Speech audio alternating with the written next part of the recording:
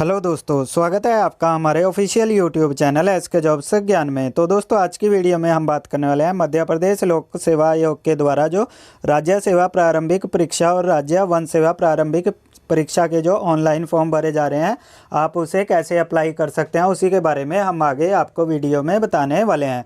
तो दोस्तों, वीडियो को एंड तक जरूर देखें ताकि आपको इसके बारे में पूरी जानकारी मिल सके। तो दोस्तों, एप्लीकेशन फॉर्म की जो स्टार्ट डेट है वो 11 जनवरी 2021 है और इसकी लास्ट डेट आपकी 10 फरवरी 2021 है। तो दोस्तों, इसके बाद जो आपका एप्लीकेशन फॉर्म की फ़ीस है वो आप 11 जनवरी 2021 से 10 फरवरी 2021 तक पे कर सकते हैं। और दोस्तों, जो आपका एडिट एप्लीकेशन फॉर्म है वो आप 15 जनवरी 2021 से 12 फरवरी 2021 तक आप इसे फॉर्म को एडिट कर सकते हैं। तो दोस्तों, अगर आपने इसे अप्लाई करना है तो आपने यहाँ पर इस ऑप्शन पर क्लिक करना है। तो दोस्तों, इसका लिंक मैं आपको डिस्क्रिप्शन में दे दूँगा, आप वहाँ से डायरेक्ट इस पेज पर ओपन हो सकते हैं। तो दोस्तों, इसके बाद जैसे ही हम इस पर क्लिक करेंगे तो आपके सामने जो इसका ऑनलाइन फॉर्म है वो ओपन हो जाएगा। तो दोस्तों, इसमें आपको जो आपका एडवर्टाइजमेंट नंबर है वो दिया गया है, दोनों का इसमें एडवर्टाइजमेंट नंबर आपको दिया गया है। तो दोस्तों, इसके बाद आपने यहाँ पर मैं सत्यापित करता हूँ पर क्लिक करना है और इसके बाद इसमें आपको आवश्यक दिशा निर्देश दिए गए हैं जिसे आपने एक बार अच्छी तरह पढ़ लेना है ताकि आपको फॉर्म में आगे कोई गलती ना हो। तो दोस्तों, इसके बाद आपने इसे स्क्रॉल डाउन करना है और यहाँ आई एक्सेप्ट के ऑप्शन पर क्लिक करना है। तो दोस्तों, जैसे ही आप इस पर क्लिक करोगे तो आपके सामने जो है इसका फॉर्म ओपन हो जाएगा। तो दोस्तों, सबसे पहले इसमें आपको परीक्षा का विवरण दिया गया है जिसमें आपको आवेदित परीक्षा का नाम लिखना है। तो दोस्तों, जैसे ही आप यहाँ पर क्लिक करोगे तो यहाँ पर आपको, अगर आप दोनों एग्ज़ाम्स के लिए अप्लाई करना चाहते हैं तो आप बोथ पर क्लिक करोगे। अगर आप स्टेट फॉरेस्ट सर्विस एग्ज़ामिनेशन देना चाहते हैं तो आप इस पर क्लिक करोगे और अगर आप स्टेट सर्विस एग्ज़ामिनेशन देना चाहते हैं तो आप नीचे वाले ऑप्शन पर क्लिक करोगे। तो दोस्तों, यहाँ से तीनों ऑप्शनों में से आप कोई एक को चूज़ कर सकते हैं। तो दोस्तों, इसके बाद यहाँ पर आपका आवेदक का नाम आ जाएगा। उसके बाद आपका यहाँ पर आवेदक का मध्य नाम, अगर आपके नाम में मध्य नेम है तो वो आपने यहाँ पर टाइप करना है। इसके बाद आगे आवेदक का अंतिम नाम यहाँ पर आएगा। तो दोस्तों, इसके बाद आप यहाँ से आवेदक का लिंग मेल है या फीमेल वो यहाँ से सिलेक्ट करोगे। तो दोस्तों, इसके बाद आपने यहाँ पर अपनी डेट ऑफ बर्थ सेलेक्ट करनी है। तो दोस्तों, आप यहाँ पर अपनी डेट ऑफ बर्थ सेलेक्ट करोगे। तो दोस्तों, यहाँ पर आपको ऑप्शन दिए गए हैं, आपकी जो डेट ऑफ बर्थ है वो क्या है तो वो आप यहाँ से सिलेक्ट करोगे, जिसमें आपका पहले ईयर, मंथ और आपकी डेट कौन सी है वो आप यहाँ से सिलेक्ट करोगे। तो दोस्तों, इसके बाद आपकी जो आयु है वो ऑटोमेटिकली ही कैलकुलेट हो जाएगी। उसके बाद दोस्तों, आपने नेक्स्ट ऑप्शन में अपना फादर नेम यहाँ पर टाइप करना है और इसके बाद अपनी माता का नाम यहाँ पर टाइप करना है। तो दोस्तों, इसके बाद आगे विवाह से संबंधित विवरण है जिसमें अगर आप मैरिड हैं तो यहाँ यस पर क्लिक करोगे, अगर आप अनमैरिड हैं तो आप नो के ऑप्शन पर क्लिक करोगे। तो दोस्तों, अगर आप यस के ऑप्शन पर क्लिक करोगे तो आपको यहाँ पर अपनी वाइफ का नेम भरना पड़ेगा। उसके बाद आपको आपके कितने बच्चे हैं वो आप यहाँ से सिलेक्ट करोगे। तो दोस्तों, इसके बाद जो अंतिम बच्चे की जन्म तिथि है वो सिलेक्ट करनी पड़ेगी और क्या अंतिम बच्चे जुड़वा हैं तो आप यस कर सकते हो, अगर नहीं है तो नो के ऑप्शन पर क्लिक करोगे।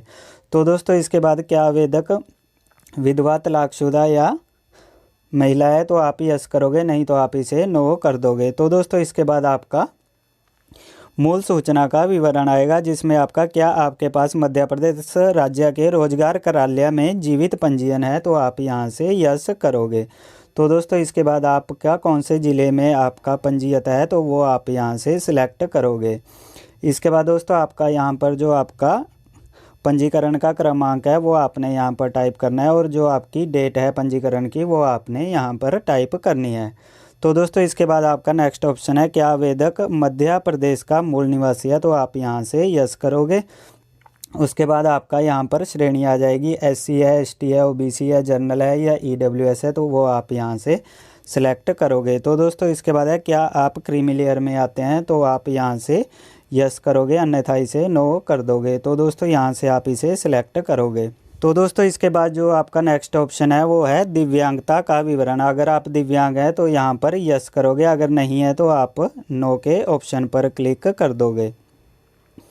तो दोस्तों, यहाँ से आप इसे नो के ऑप्शन पर क्लिक करोगे। इसके बाद दोस्तों, आपको जो नेक्स्ट ऑप्शन है वो है अन्य विवरण। इसमें आपका जो सबसे पहला ऑप्शन है वो है क्या आवेदक कभी सेवा से पृथक करने के दंड से दंडित किया गया है तो आप इसे नो के ऑप्शन पर क्लिक करोगे। उसके बाद क्या आवेदक आयोग की किसी परीक्षा अथवा चयन की विवर्जित अवधि में है तो आप यहाँ से इसे भी नो करोगे। इसका क्या आवेदक मध्य प्रदेश शासन अथवा उसके नगर सैनिक निगम मंडल स्वशासी संस्थाओं में सेवारत है तो अगर आप इसमें पहले से जॉब कर रहे हो तो आप यहाँ पर यस करोगे, अन्यथा इसे भी आप नो के ऑप्शन पर क्लिक करोगे।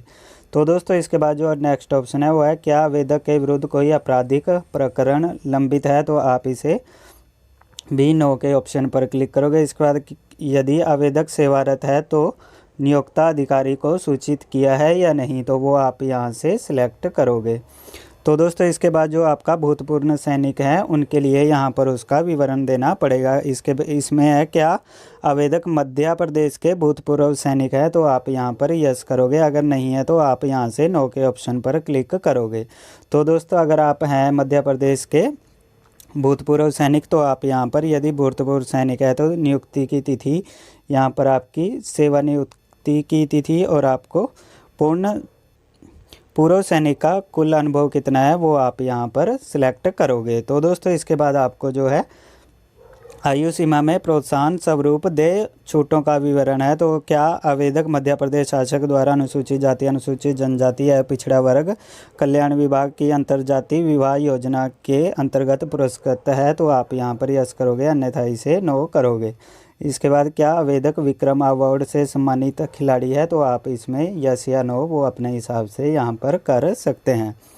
तो दोस्तों इसके बाद जो नेक्स्ट ऑप्शन है इसमें अनिवार्य शैक्षणिक अर्हता। तो दोस्तों इसमें अगर आपके पास स्नातक है तो आप यहाँ पर यस करोगे, अगर नहीं है तो यहाँ से नो के ऑप्शन पर क्लिक करोगे।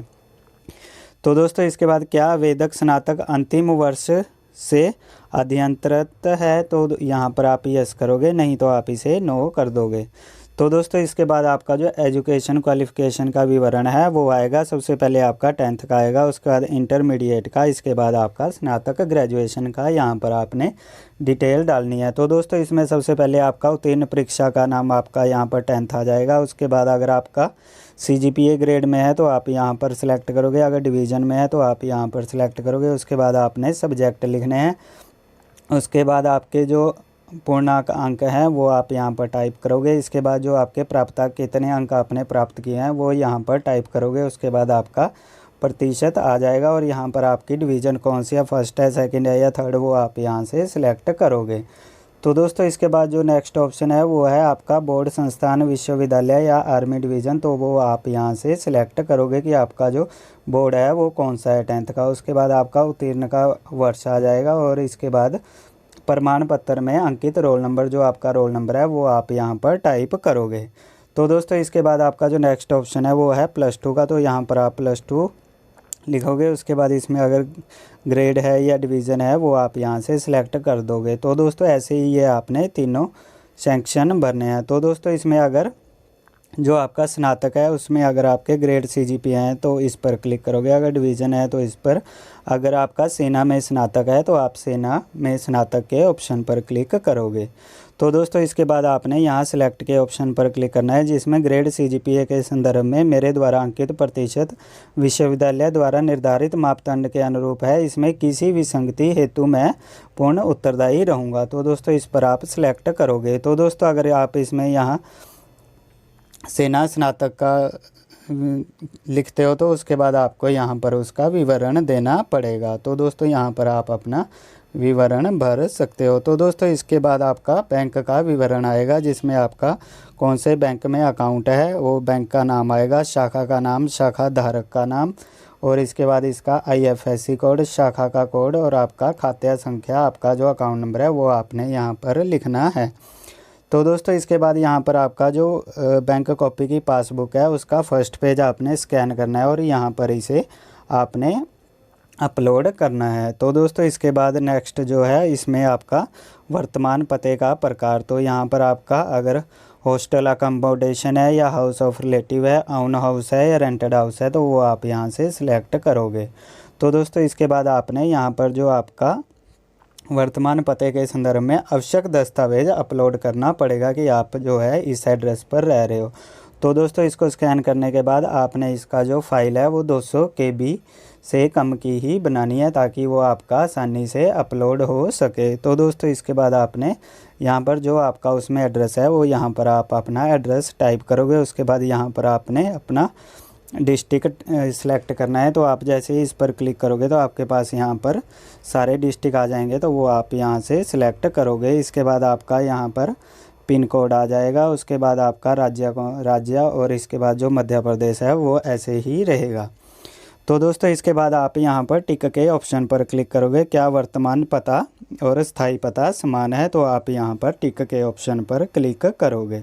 तो दोस्तों इसके बाद आपने यहाँ पर अपना स्थायी पता टाइप करना है। तो दोस्तों इसके बाद जो आपका नेक्स्ट ऑप्शन है वो है आपका फ़ोटो अपलोड का। तो दोस्तों इसमें आपको जो फ़ोटो और आपने सिग्नेचर अपलोड करना है। तो दोस्तों इसमें आपको जो आवेदक इस तरह का फ़ोटो लगाए, पहले सैंपल को देखें। तो दोस्तों इसमें आपको सैंपल दिए गए हैं। तो दोस्तों जैसे ही तो दोस्तों यहाँ पर आपको जो है इसके सैंपल दिए गए हैं कि जो आपकी ऐसी होगी या ऐसी होगी तो वो रिजेक्ट कर दी जाएगी। तो दोस्तों इसके बाद आप इस फॉर्मेट में अपना जो फॉर्मेट है वो अपना फ़ोटो का तैयार कर आप उसे अपलोड करोगे। तो दोस्तों यहाँ पर आपने अपनी फ़ोटो अपलोड करनी है। तो दोस्तों इसके बाद आपको आयोग द्वारा विज्ञापन के संदर्भ में आवश्यक सूचनाएं केवल आपके ईमेल पते तथा मोबाइल नंबर द्वारा दी जाएगी।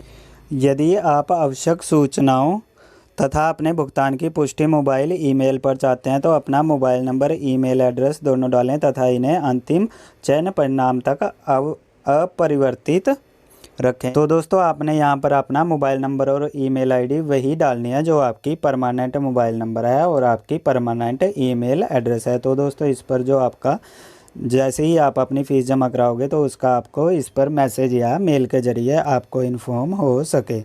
तो दोस्तों इसके बाद आपने यहाँ मैं घोषणा पर क्लिक करना है। तो दोस्तों इस पर क्लिक करने के बाद आपने यहाँ पर ये वेरिफिकेशन कोड यहाँ पर भरना है। उसके बाद आप ये भरने के बाद आप इसे नेक्स्ट के ऑप्शन पर क्लिक करोगे। तो दोस्तों जैसे ही आप नेक्स्ट के ऑप्शन पर क्लिक करोगे तो उसके बाद आपका जो है एग्जामिनेशन सेंटर चूज़ करने का ऑप्शन आएगा। तो उसको चूज़ करने के बाद आपने नेक्स्ट के ऑप्शन पर क्लिक करना है और उसके बाद जो आपका फ़ीस का प्रोसेस है वो वहाँ से स्टार्ट हो जाएगा। तो दोस्तों अगर फॉर्म भरने में आपको कोई कहीं भी दिक्कत आती है या परेशानी आती है तो आप हमारे वीडियो के कमेंट सेक्शन में कमेंट कर हमसे इसके बारे में पूछ सकते हैं। तो दोस्तों अगर आपको हमारी ये वीडियो अच्छी लगे तो हमारे चैनल SK जॉब्स ज्ञान को सब्सक्राइब करें और बेल के आइकन को दबाएं ताकि आने वाली सभी नोटिफिकेशंस के बारे में आपको पता चल सके। धन्यवाद दोस्तों। जय हिंद, जय भारत।